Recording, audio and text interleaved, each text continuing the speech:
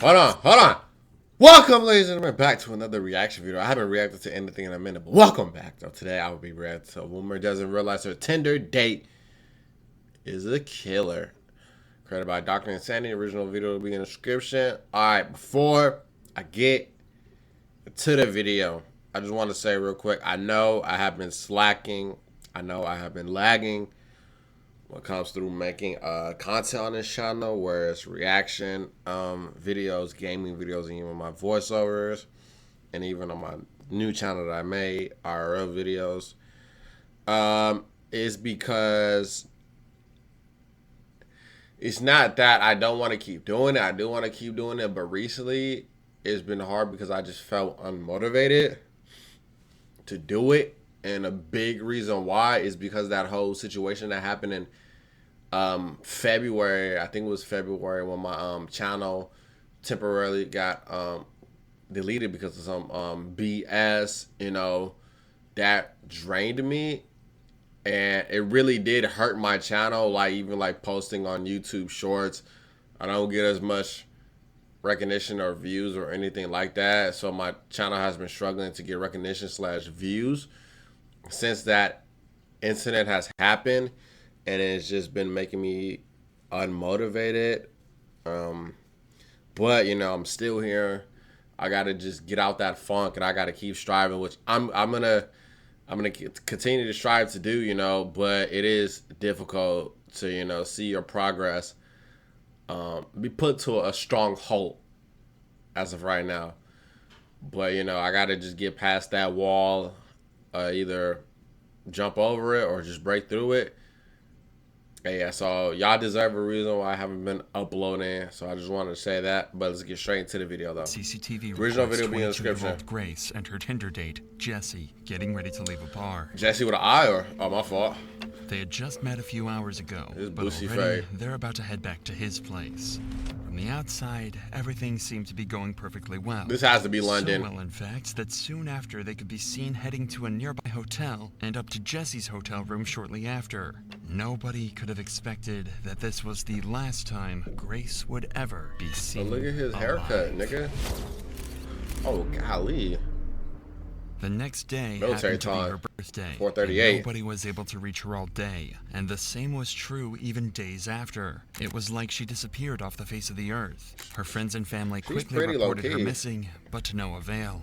Meanwhile, Jesse was recorded on CCTV out and about, going up and down the elevator, carrying cleaning supplies, and what appeared to be a suitcase. Ah, damn. A suitcase with contents that would shock everyone to the core. And what's even worse, the killer had another date lined up. And if the cops don't intervene and arrest him quickly, this girl, as well as countless others, first 48 hours to this very same man. Dr. Insanity. Tell me what happened last Saturday. From the beginning? Yeah.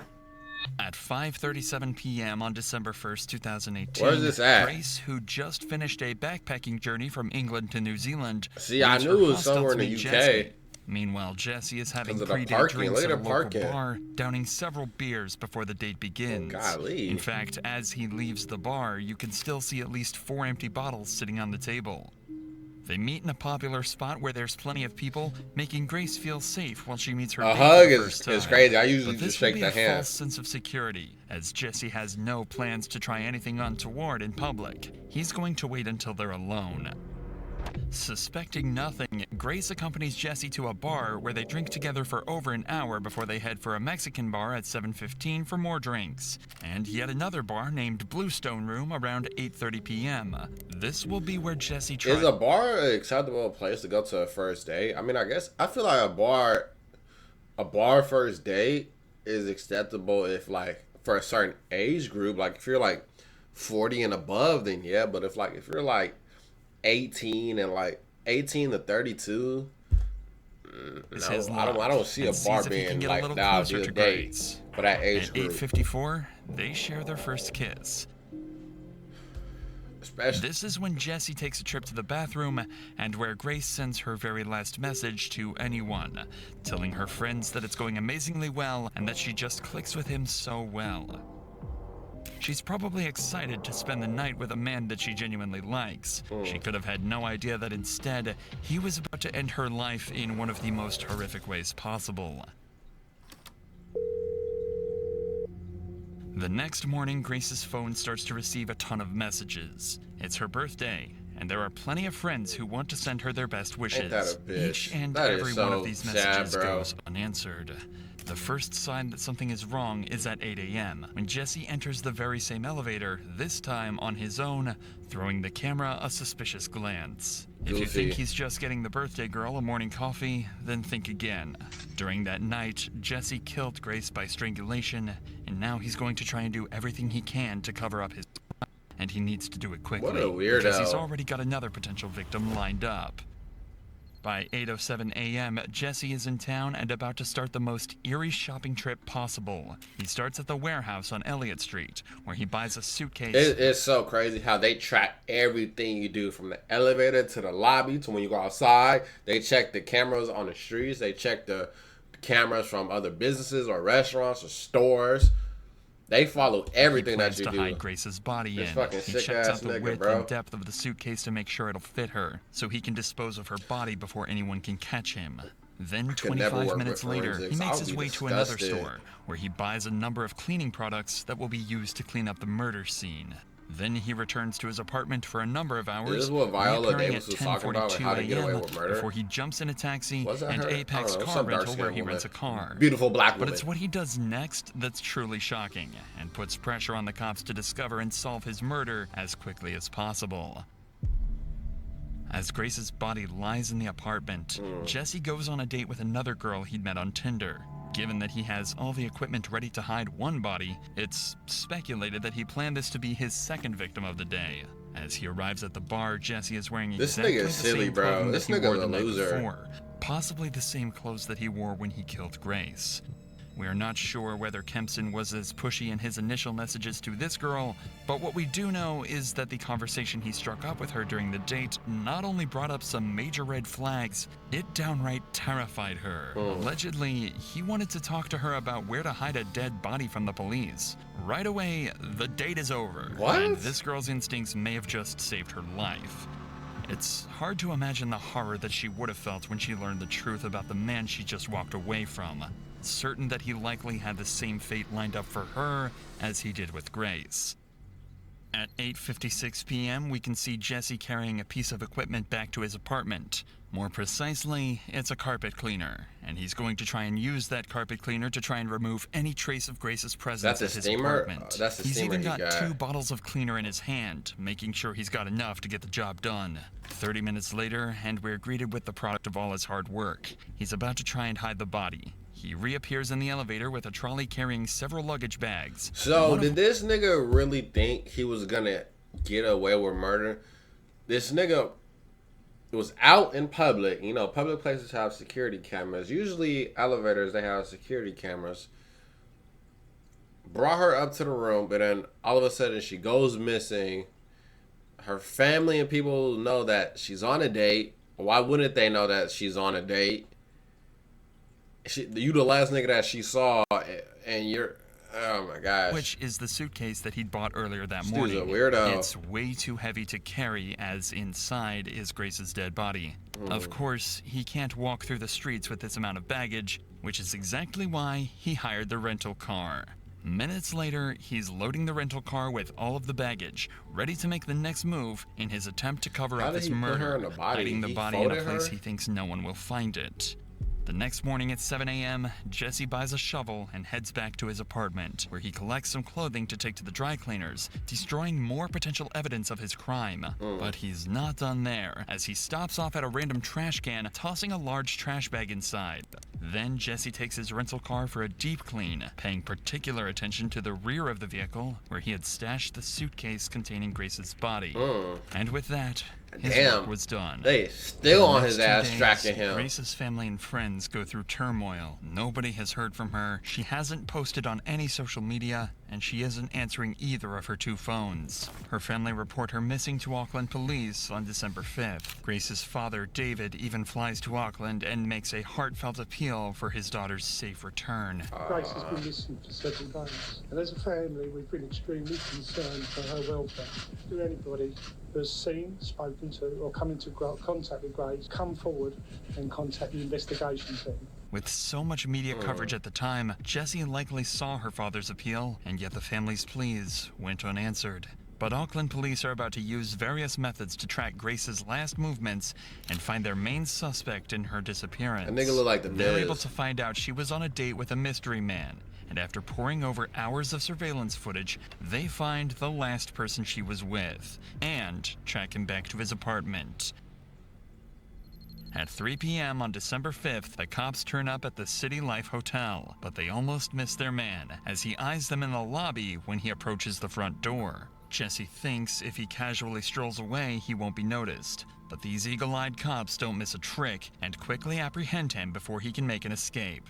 At this point, the smartest thing for Jessie to do is to own up to his crime, maybe try to play it off as an accident and face the consequences. But he's not Definitely going to not do an any such accident, thing. nigga. You In packed the her up, interrogation literally. room, he plans to lie his way out of this, but he's completely unaware that the cops have already seen every move from the night of the murder and have about as much evidence as they could possibly ask for.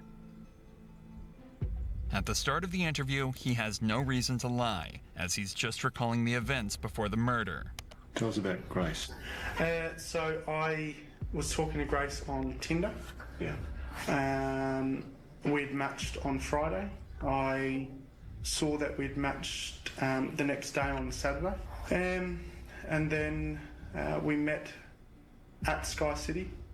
And then we decided that we were going up to Andy's Burger Bar, which is on the first floor. Not long into this interview, Jessie becomes entangled in his first lie, as he claims Grace was the one pushing for a date, when we already know he was the one trying hard to meet Grace. I saw a video, a tactic that detectives that they use when they interrogate somebody. The tactic is like when, like, you know, somebody's lying because they have to stick to a story. So they're trying to follow the story because they've rehearsed the story, so they want to follow that story. The person that's telling the story, and like the detective would do something weird, like make like a type of face like that. They do like that, and then they said that if the person like continues telling their story, then they're guilty, because a regular person would be like, "Yo, what the fuck was that? Like, what was that about?" Interesting. In their initial messages. Whose idea was it to go to that particular burger place? Me. Because I didn't initially know that she was real. What do you mean? Well, there's a lot of... So have you heard of catfish?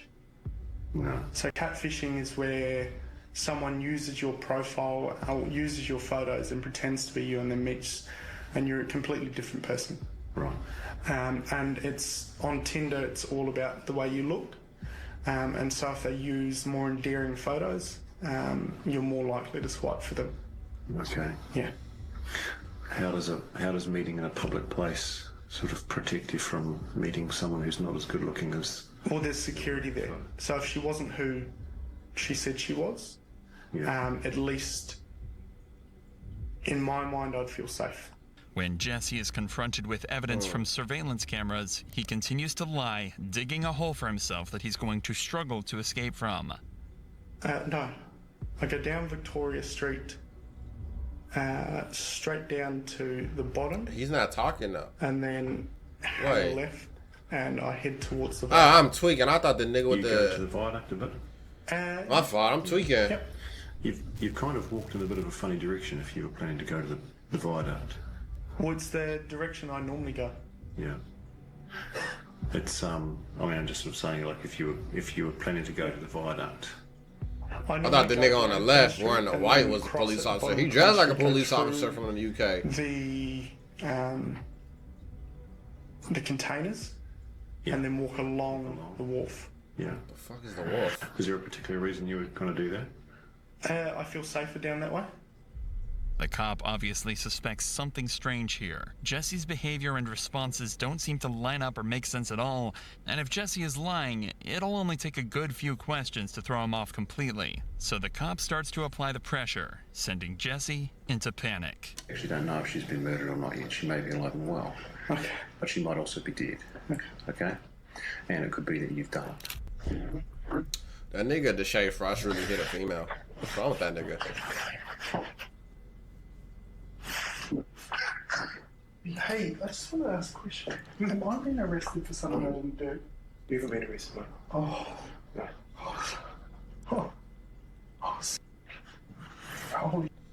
He's not being arrested just yet, but Auckland police are convinced Jesse is either behind Grace's disappearance or is at least involved. And the more they investigate this case, the more evidence they find to suggest Jesse is the one responsible. It's not just the surveillance footage that helps solve this case. Remember the new suitcase and cleaning products Jesse bought the morning after? Well, believe it or not, they were all bought on Grace's credit card, as well as an extra night's stay at the City Life Hotel. That nigga used her credit card. It's very possible he paid for his second date on Grace's credit card. Crazy An work. extra day at the hotel should give Jesse time to clean up the mess. But it's going to take more than a carpet cleaner to get rid of the evidence. When police search his apartment, they find traces of Grace's blood.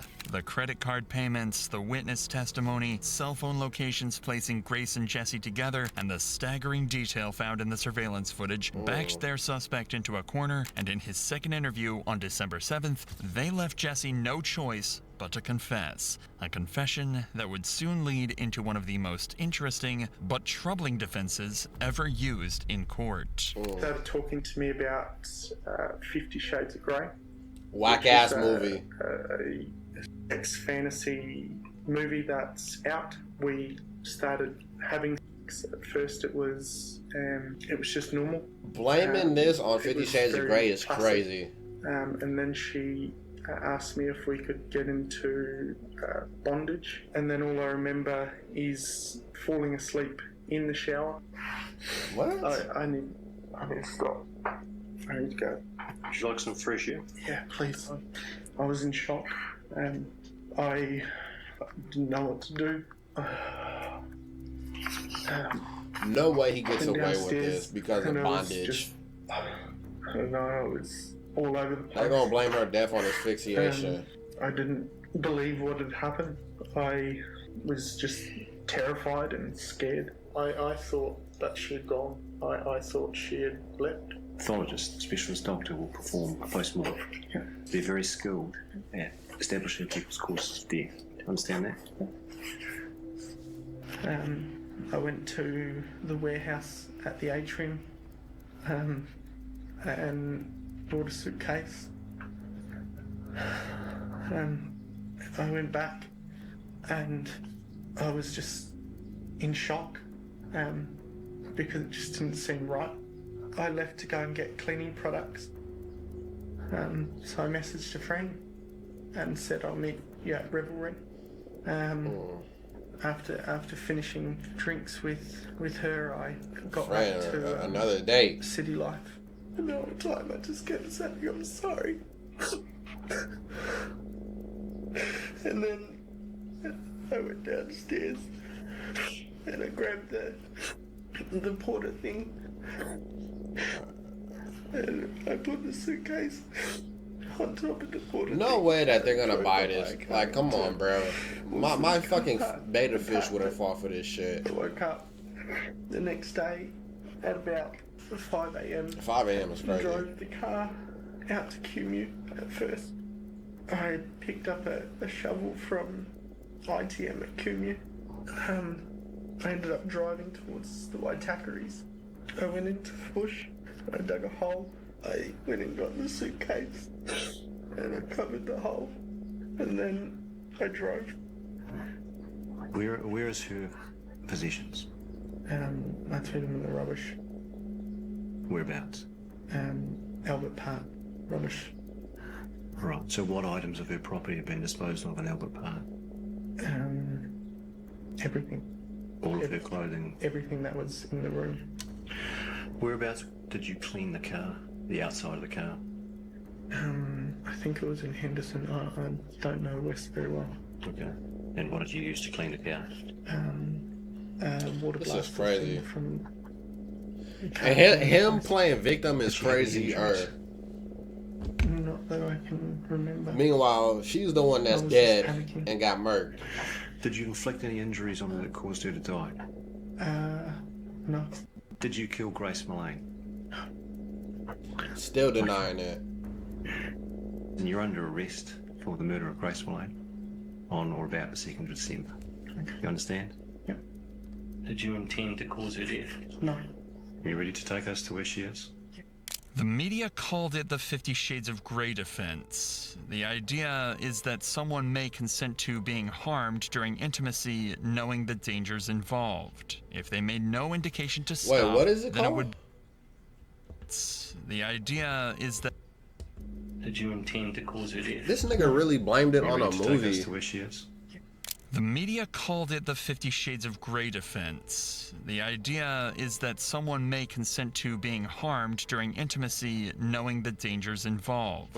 If they made no indication to stop, then it would be seen as an accident, and the person responsible shouldn't face a murder charge. No way he gets But this away. defense has always been seen as more of a scapegoat, used by lawyers to try and get their defendant off with a lighter sentence, which in this case would be manslaughter. This doesn't change what happened after Grace's death, and the disturbing series of events uncovered during the investigation. From December 1st, The day nigga before literally the date, packed all her the way up, to December bro. 7th, cops found Google searches made by Jesse looking for a place to hide the body. He'd also taken photos of Grace's body before and after he packed her into the suitcase. fucking They found sicko. Grace's body on December 9th, 2018 in the Waitakere Ranges just outside of Auckland. It was determined that she was strangled and had bruises on her arms and chest consistent with being pinned down. In New damn. Zealand, there is no such thing as first-degree or second-degree murder. All charges are treated the same, carrying a life sentence.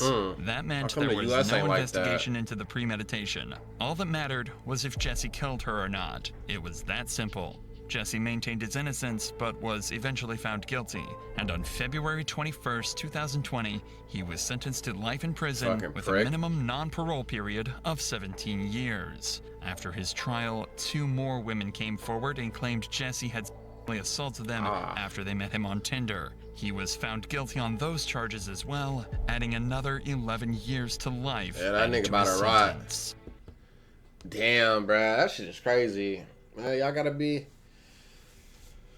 some sick ass people in this world, man. Y'all gotta stay safe and be careful. All right, y'all. I'm gonna end it here. Once again, this was a woman and didn't realize her Tinder date. It's a killer created by Dr. Insanity. Original video in the description. Comment down below you guys' thoughts on this video. If y'all have any recommendations of what I should react to, send them my way. And once again, I'm sorry and I apologize for not uploading consistently. It's just been a struggle, but don't worry, I'm gonna get back into it. I definitely want to. But I hope you enjoyed this one. I'll see y'all in the next one. Grandson out. Since you ain't, I even, and all of, I'm the justice, and even, and all of, I'm the, since you ain't, I even.